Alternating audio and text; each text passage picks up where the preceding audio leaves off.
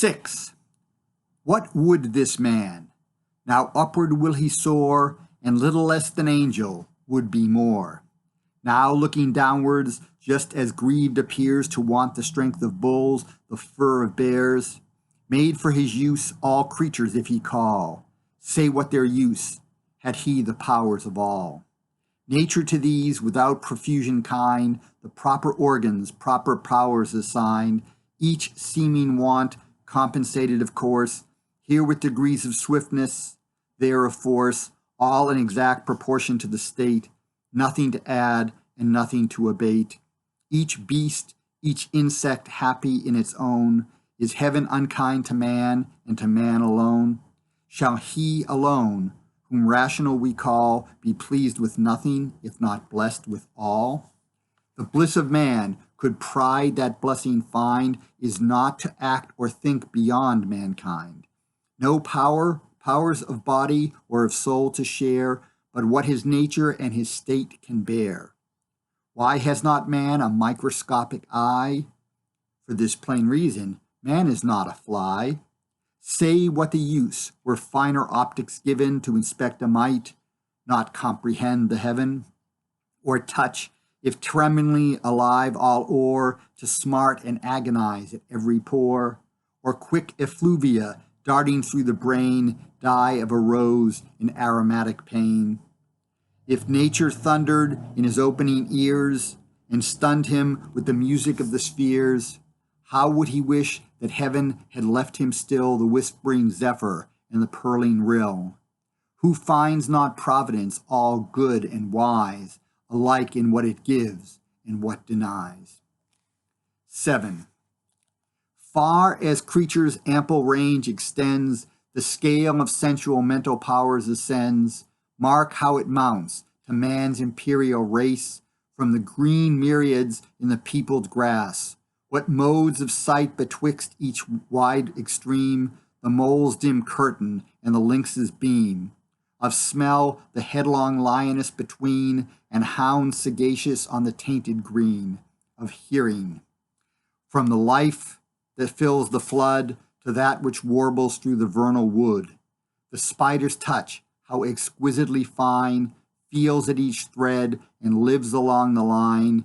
In the nice bee, what sense so subtly true from poisonous herbs extracts the healing dew? How instinct varies in the groveling swine, compared, half-reasoning elephant, with thine. Twixt that and reason, what a nice barrier, forever separate, yet forever near. Remembrance and reflection how allied, what thin partitions sense from thought divide. And middle natures, how they long to join, and never pass the insuperable line. Without this just gradation, could they be subjected, these to those, and all to thee? The powers of all subdued by thee alone, is not thy reason all these powers in one? 8.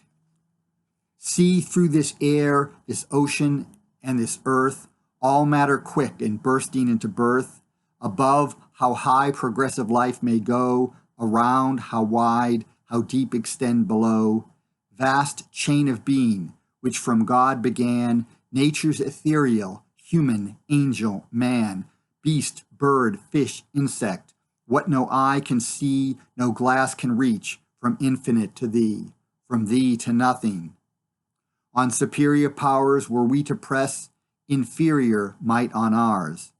Or, in the full creation leave a void, where one step broken, the great scales destroyed. From nature's chain, whatever link you strike, 10th or 10,000th, breaks the chain alike.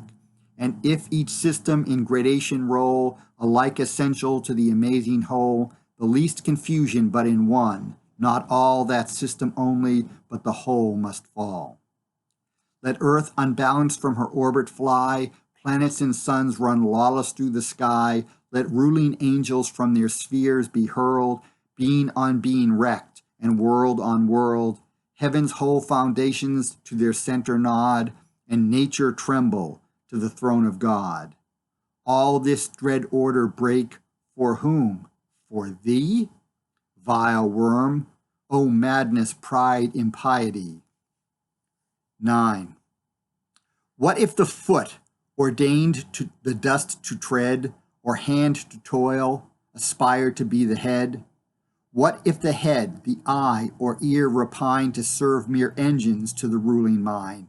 Just as absurd for any part of claim to be another in this general frame, just as absurd to mourn the tasks or pains the great directing mind of all ordains. All are but parts of one stupendous whole, whose body nature is, and God the soul, that changed through all, and yet in all the same.